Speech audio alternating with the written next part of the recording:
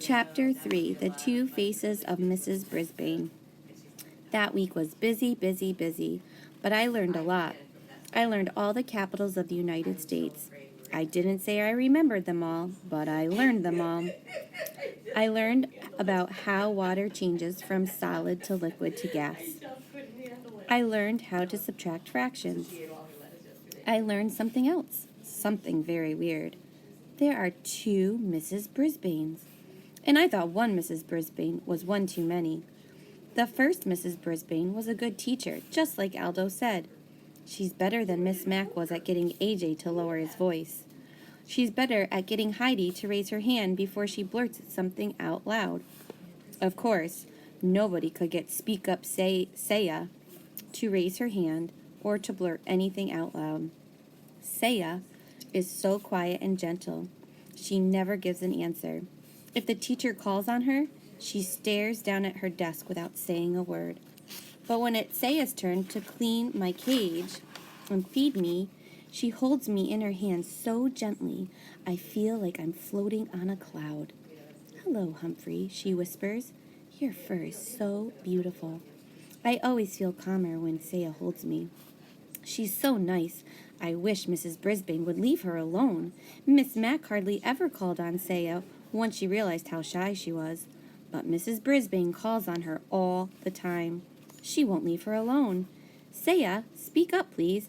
I know you know the answer," she'd say while Saya stared at the top of her desk as if she were watching a TV show there. But I was shocked when Mrs. Brisbane got annoyed with Saya, sweet, shy Saya, and said, "You will stay in during recess." Saya still stared down without moving a muscle, but a minute later, I saw something wet drop from Saya's eye to the tabletop. I hated Mrs. Brisbane. Of course, I don't go out for recess. In fact, I'm glad since it's a great time to catch up on my sleep. So I was there when Mrs. Brisbane talked to Saya, and I was ready to squeak up on her behalf, if necessary. Mrs. Brisbane brought a stack of papers to the table and sat down across from Saya. "Saya, you think I'm being mean to you, don't you?" Saya slowly shook her head no. I heartily nodded my head yes, but no one was looking at me. "But I wouldn't call on you if I didn't know that you know the answers," the teacher explained. "Look at your papers and tests. You get 100 on everything: spelling, science, geography, and arithmetic. Your vocabulary is excellent, but I have never heard you speak. Can you tell me why?"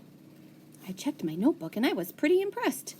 I only got an 85% on that last vocabulary test. This girl is smart. Saya still did not speak. "Saya, I'm going to have to send a note home to your parents. Maybe they can help me figure out what to do," said Mrs. Brisbane. Saya looked up very frightened. "No, please," she said. Mrs. Brisbane looked surprised. She reached over and patted Saya's arm. "I won't send a note now, if you promise to try." Saya looked back down at the desk and nodded. "I'll tell you what. I won't call on you if you promise that sometime within the next week you'll raise your hand on your own and answer a question. Is that a deal?" Saya nodded very slowly this time. "You have to say it," Mrs. Brisbane told her. "Deal," Saya whispered. "Terrific," said Mrs. Brisbane, smiling. "Now, how would you like to erase the board for me?" Saya jumped up and hurried to the board. All the students in room 26 liked to erase the board for some reason. Mrs. Brisbane was sure hard to figure out. She hadn't been mean to Saya at all. She just did what a teacher is supposed to do. I liked this Mrs. Brisbane. I even liked the pink blouse that she had on. But at the end of the day, when the students were gone, the second Mrs. Brisbane came back. The really scary one. She straightened up the room and came over to the window to close the blinds. I could only hope that Aldo would open them for me later.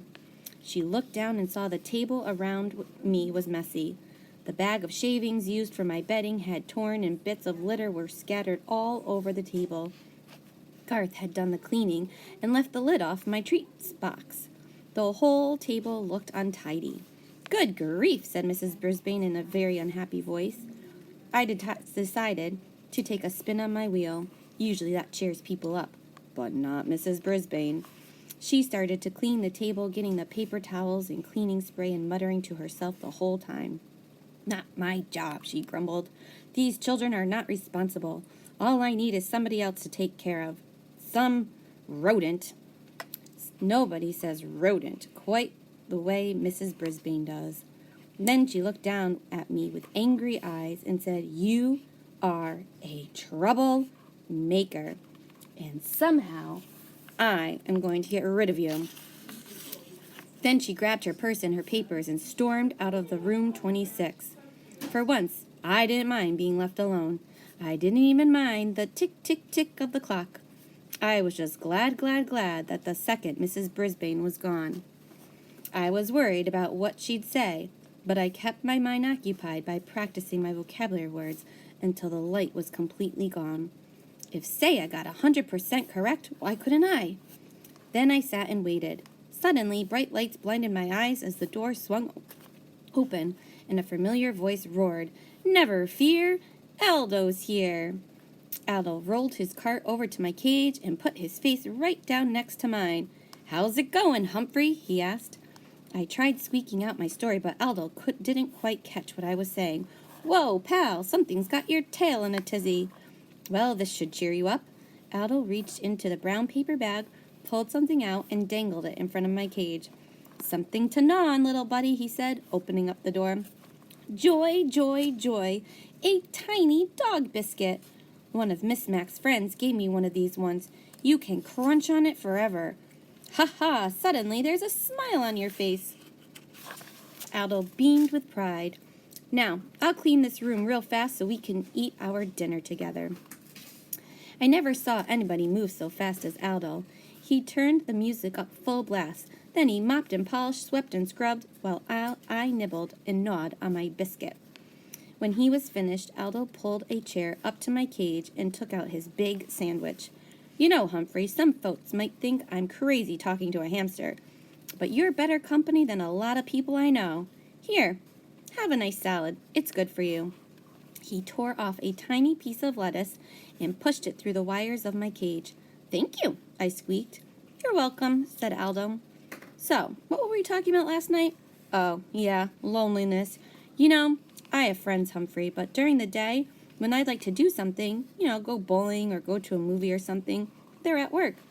And when they want to do something, I'm at work. Of course, there's the weekend, but I usually see my family, my brother and his family, my nieces, and my nephews. I got a big family." Suddenly, Aldo bopped the side of his head with the palm of his hand. "Whoa, Humphrey, I never told you my nephew. He's in your class.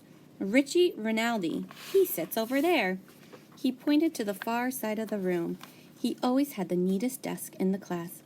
He'd better or he'll hear it from his uncle. "Do you know him?" "Of course," I squeaked. "Repeat that, please, Richie."